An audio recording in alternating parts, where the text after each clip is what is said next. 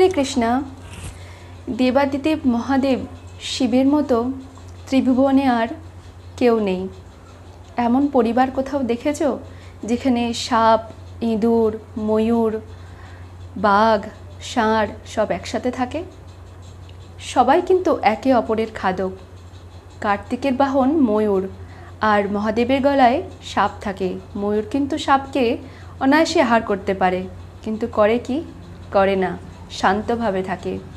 মা ভগবতীর বাহন বাঘ, আর শিবের কাছে নন্দী থাকে।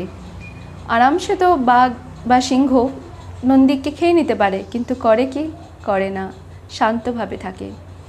যেখানে এরকম পরিবার সব কিছু নিজের নিজের জায়গায় শান্তভাবে থাকে, এরকম পরিবার আর কোথায় পাবে? একমাত্র দেবাদিদেব মহাদেবই পারেন সবাইকে এরকমভাবে সামলে রাখতে।